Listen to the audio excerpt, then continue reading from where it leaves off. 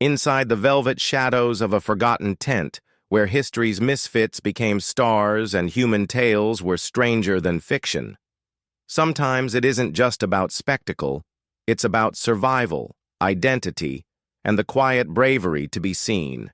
From whispered folklore to medical enigmas paraded beneath the big top, these individuals lived on the fringe of society, and sometimes rewrote its rules. What does it mean to be branded a freak, and who has the right to decide? Let's walk that tightrope together. These are the 15 most unusual circus freaks that actually existed. Number 15. Eli Bowen, the legless acrobat. Eli Bowen didn't let folkamelia define him. Well, it is a creepy medical condition where his legs never fully developed, leaving his feet attached near his hips. Rather than hide and blame God, he embraced physical performance and trained himself to become a top-tier acrobat, using only his upper body. He gained fame as the legless acrobat. By 13, he was already dazzling crowds with gravity-defying stunts, walking on his hands, climbing poles, even firing rifles with his feet. He toured throughout the U.S. and Europe with top circuses like Cooper, Bailey and Company, and Barnum and Bailey. Eli collaborated with fellow performers to create routines that stunned audiences. Offstage, he lived a rich life. He married Anna M. Statham in 1875, and together they raised 4 sons. Witty, articulate, and fiercely proud, Bowen became a voice for people with disabilities at a time when few others spoke up. He wasn't limited by what he lacked. He thrived by mastering what he had, and he thanked life for every bit of it. Number 14. George Lippert. George was born in Germany in 1844 with one of the rarest body anomalies ever recorded. He had 3 legs and 2 functioning hearts. His third leg, sprouting from the right side of his pelvis, was fully formed but not entirely mobile. Lippert claimed both hearts had been confirmed by medical evaluations, though skeptics remained. He began his show career in the 1860s under the title The Three-Legged Man, performing with dime museums and major circuses across Europe and the U.S. Crowds were amazed not just by his anatomy, but by his elegant demeanor and storytelling. He shared details of his unique body with candor and clarity, captivating audiences without theatrics. As new, more extreme acts emerged, his fame began to fade. Sadly, after losing his third leg to gangrene, he died in poverty in 1906 and was buried without recognition. Yet his story endures as one of the most remarkable physical cases ever seen. Number 13. Ella Ewing. Ella was born in 1872 in Missouri and experienced rapid growth from childhood, eventually reaching over 8 feet in height. Diagnosed with gigantism, her size brought physical challenges, but also immense public intrigue. Her parents initially turned down offers from promoters, but eventually accepted when finances became tight. She began performing at 18, appearing in museums, circuses, and fairs as the Missouri Giantess. Audiences were captivated by her quiet grace, soft-spoken voice, and elegant posture. Ella wore custom-fitted dresses and oversized shoes, always maintaining perfect manners on stage.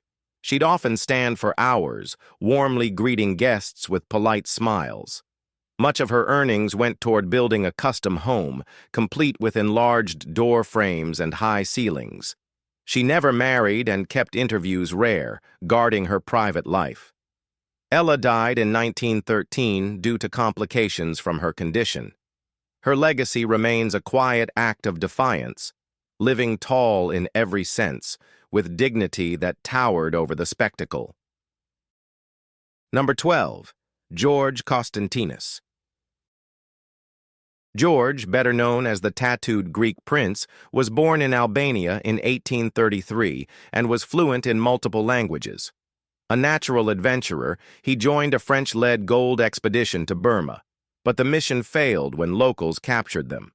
Most companions were executed, but George and 2 others received a different fate, a torturous 3-month tattooing ordeal. Burmese artists etched nearly 400 elaborate designs into his skin. George claimed it took 4 men to restrain him. Upon returning to Europe, tattoo scholars translated the inscriptions and studied the rare artistry. George displayed himself across Europe, often dressed only in undergarments to reveal his body art. In 1875, he arrived in the U.S., earning $100 a day from P.T. Barnum. Marketed as the Illustrated Man, he amazed American audiences. He later retired to Greece, where he gradually lost his eyesight. By 1894, he disappeared from public record, leaving behind one of the most heavily inked and enigmatic legacies of sideshow history. Number 11. Petrus Gonsalves. Petrus was born in the 16th century with hypertrichosis, a rare condition that caused thick hair to cover his entire face and body. Initially mistaken for a wild animal, he was imprisoned in the court of King Henry II. But royal physicians soon recognized he was a boy, not a beast, and he was educated alongside French nobility. Petrus studied Latin, military theory, and mastered court manners. As an adult, he married a woman named Catherine, who wondered whether their children would share his condition. Of their 7 children, 4 were born equally hairy. The family became famously known as the Hairy Family, traveling across European courts as noble curiosities. While treated politely, they were still seen more as living oddities than equals. Portraits of Petrus and his children circulated widely, fueling public fascination. Some historians speculate he inspired Beauty and the Beast, though the folklore predates him. Still, his life remains one of the most extraordinary tales of misunderstood humanity. Number 10. Pablo Noel. Way back in 1962, Pablo Noel took center stage in Hamburg, Germany, delivering a high-stakes act that would terrify modern-day performers. His signature stunt? Placing his entire head inside a lion's mouth, without any protection. This wasn't a one-off gag or an illusion wrapped in stage magic. It was the headline act. Just inches from a predator's fangs, Pablo relied on complete control and ironclad trust, maintaining unshakable composure in the face of primal danger.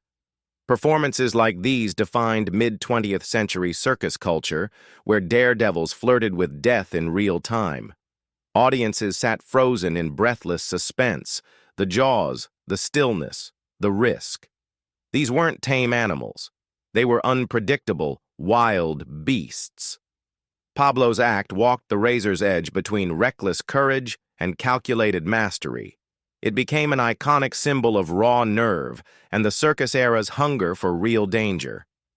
Pulling off that act wasn't just bravery, it was controlled insanity. And yes, it took guts, serious guts. So, it's best not to do this thing. Number 9. Jean Libera.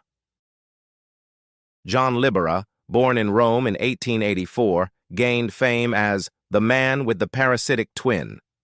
Emerging from his chest was the partial body of a conjoined twin, complete with a small face, an arm, and a malformed torso. Though the twin wasn't alive or conscious, its disturbingly lifelike features left audiences both fascinated and unsettled. Jean's condition, known as parasitic twinning, turned him into a medical marvel and a major sideshow attraction. Despite his bizarre appearance, Jean refused to be seen as grotesque. He embraced public life with poise, touring with European circuses and later joining American sideshows. Always well-dressed and composed, he carried himself with dignity and calm confidence. Researchers from around the world requested to study him, but Jean guarded his privacy. While little is documented about his personal life, his legacy lives on as one of the most unforgettable sideshow figures, an extraordinary blend of medical mystery, stage presence, and self-respect. Number 8. Betty Lou Williams. Betty was born in 1932 in Georgia with ischiopagus, a condition where a parasitic twin was physically attached to her body. The The secondary twin possessed limbs and working internal organs, but lacked awareness or consciousness. Doctors concluded that separation would be fatal for both. Raised by a foster family, Betty Lou entered the sideshow world as a child and was introduced as the two-in-one girl. But unlike most acts of her time, her presentation leaned more toward education than spectacle. She openly discussed her condition, her lifestyle, and daily routines with curious audiences. Touring the country through the 1940s and 1950s, she earned a living on her own terms. Eventually, Betty Lou stepped away from the spotlight and chose a life of privacy. Her strength wasn't just in enduring attention, it was in the grace and clarity with which she handled it. She remains a symbol of dignity in a world that often failed to offer any. Number 7. Albert Alberta Caras. Albert Alberta Caras, famously billed as Adam and Eve, stood out in early 20th century sideshow history. Believed to be intersex, or a female impersonator named Harry Caro, Caras performed in vaudeville circuits, dime museums, and traveling freak exhibitions throughout the 1920s. Promotional materials often featured images of Caras presenting both male and female characteristics, sometimes styled split vertically, half masculine, half feminine. Touring with sideshow legend Bobby Reynolds, Caras headlined at venues such as Hubert's Museum in Times Square and the Lowe's Theater Circuit. One known pamphlet measured 11 by 17 inches, folded to 8.5 by 11 inches, showcasing Caras's image and a brief biography. Though promoters often exaggerated or blurred the truth about their background, Caras was undeniably memorable. Their act explored gender ambiguity during an era when such traits were exploited for spectacle. Today, little documentation remains, but the mystery of Albert Alberta still lingers in the dusty corners of freak show history, raising questions about identity, performance, and the lines between both. Number 6. Edward Mordake. Edward was born into English aristocracy in the 19th century, but no amount of privilege could protect him from the torment carved into his body, a second face embedded at the back of his head. Unlike a lifeless growth or benign tumor, this face seemed disturbingly fake. According to lore, it whispered sinister things to him at night, cruel, mocking, and soul-piercing words he claimed slowly unraveled his sanity. No one could confirm if it was sentient, but Edward pleaded with doctors to remove it. Every surgeon declined, fearing fatal consequences. Spiritualists offered little more than empty rituals, and over time, the psychological weight consumed him. He descended into a mental decline and finally ended his own life while still young. Whether every detail is historically accurate or not, Edward remains a chilling fixture in folklore, part tragedy, part medical enigma. Number 5. Miran Dejo. Miran Dejo, born in the Netherlands in 1912, gained notoriety for defying the limits of human physiology by impaling his body with sharp objects, without any visible harm. During the 1940s, Dejo stunned the world with his inexplicable ability to push swords, rods, and long needles clean through his torso without blood, injury, or pain. At first, medical professionals were skeptical, until they saw it firsthand. He underwent multiple X-rays and medical evaluations with the foreign objects still lodged in his body, proving there was no trickery involved. Dejo became a paradox, a man who turned pain into performance and biology into spectacle. His demonstrations were both riveting and deeply unsettling, challenging everything we thought we knew about the human body. Though his reasoning and techniques remain unclear, his presence in both circus lore and scientific conversation persists. Miran Dejo's legacy stands as one of the most bewildering and eerie intersections of endurance, mystery, and public display. Number 4. Maurice Tillet. Maurice Tillet was born in Russia in 1903 and, during childhood, seemed no different from any other boy. But everything changed at 17. He was diagnosed with acromegaly, a hormonal disorder that triggered abnormal bone growth. His face, hands, and body began to enlarge rapidly. But Maurice didn't hide. He stepped into the spotlight. Fluent in 9 languages, deeply religious, and even a published poet, he moved to France and later the US, where he entered the world of professional wrestling. His ring name, the French Angel. More than just a spectacle, he was a champion. In the ring, his strength was unmatched. He won the American Wrestling Association World Heavyweight title. Fans adored him. Kids idolized him. But behind the public image, Maurice battled constant illness and physical pain. Before his death in 1954, he had life masks made of his face. Today, they rest in museums, capturing the legacy of a man who transformed a rare condition into greatness, and may have even inspired Shrek. Number 3. Priscilla Lawther. Priscilla was born in 1911 in Puerto Rico with hypertrichosis, a rare condition that caused thick hair to grow across her entire body.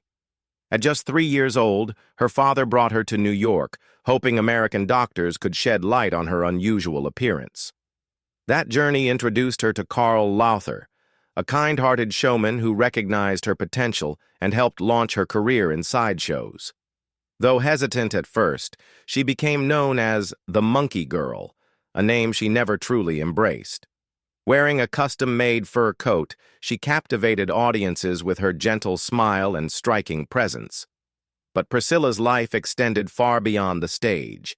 In the 1930s, she met Emmett Bajano, famously known as the alligator-skinned man.